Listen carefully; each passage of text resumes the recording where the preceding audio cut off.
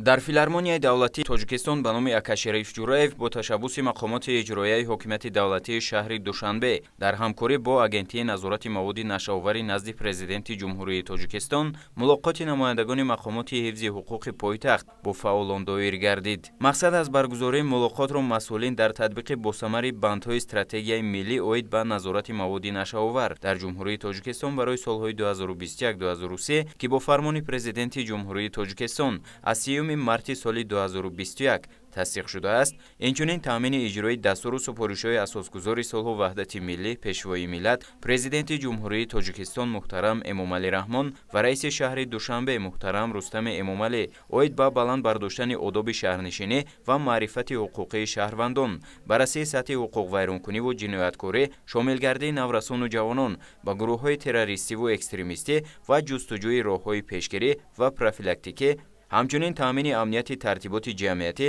ҳифзи ҳуқуқ ва манфиатҳои шаҳрвандон маънӣ дод карданд. дар чорабинӣ кормандони масъули сохторҳои дастгоҳи раиси шаҳр ва мақомоти иҷроияи ҳокимияти давлатии шаҳри Душанбе, намояндагони табақаҳои гуногуни ҷомеа аз ҷумла занон, ҷавонон, варзишгарон, ходимони дин, раисони шаҳраку маҳаллаҳо, кормандони соҳаҳои маориф, тандурустӣ, фарҳанг, фаъолон, намояндагони мақомоти марбутаи корҳои дохилӣ, прокуратура, суд, амният ва дигар неҳодҳои ҳифзи ҳуқуқу тартибот иштирок доштанд. ҷаласаро муовини раиси шаҳри Душанбе Мавсума Муинӣ ифтитоҳ намуда дар самти татбиқи амалии нишондодҳои паёми Президенти Ҷумҳурии Тоҷикистон аз 26 январи соли 2021 қонунҳои Ҷумҳурии Тоҷикистон дар бораи масъулияти падару модар дар таълиму тарбияи фарзанд, дар бораи танзими анъана ва ҷашну маросим дар Ҷумҳурии Тоҷикистон ва дигар санадҳои меъёрии ҳуқуқии Ҷумҳурии Тоҷикистон сухан карданд. ҳамчунин иброз гардид ки мақомоти иҷроияи ҳокимияти давлатии шаҳри Душанбе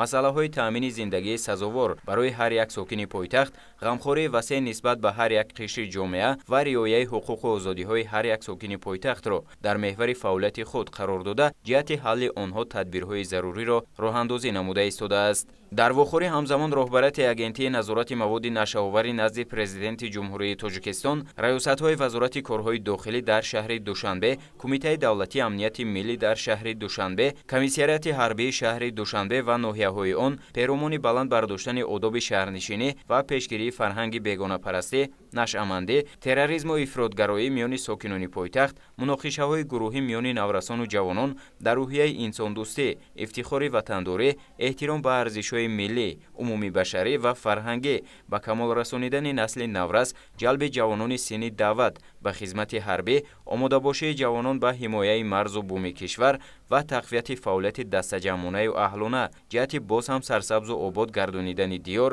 анҷом додани корҳои созандагиву бунёдкорӣ, хайру эҳсонкорӣ, таъмини пешрафти босуботу бемайлон, таҳкими ваҳдати миллӣ, истиқлоли давлатӣ, сулҳу суботи кишвар баромад намуданд. зимни мулоқот баромадкунандагон оид ба дастоварду комёбиҳои сокинони пойтахт дар самтҳои мухталиф дар 30 соли истиқлол, ба хусус солҳои охир сухан карда, бо мақсади пешрафти босуръату босифатонаи пойтахт шаҳри Душанбе, амалинамоии муроҷиатномаи раиси Маҷлиси вакилони халқи шаҳри Душанбе, раиси шаҳр муҳтарам Рустами Эмомалӣ дар бобати ба шаҳри сабз ва шаҳри гулҳо табдил додани пойтахти ватани маҳбубамон шаҳри Душанбе таҳти роҳнамоиҳои бевоситаи пешвои миллат Президенти Ҷумҳурии Тоҷикистон муҳтарам Эмомалӣ Раҳмон, ки зимни мулоқоташон бо фаъолони пойтахт ҳанӯз санаи 15 феврали соли 2017 баён доштанд, ҳозиринро ба фаъолияти содиқонаву самимона ва саҳмгузорӣ дар рушду муаррифии он дар арсаи ҷаҳон даъват намуданд. дар фарҷоми мулоқот миёни маърузачиён ва иштирокдорони ҷамъомад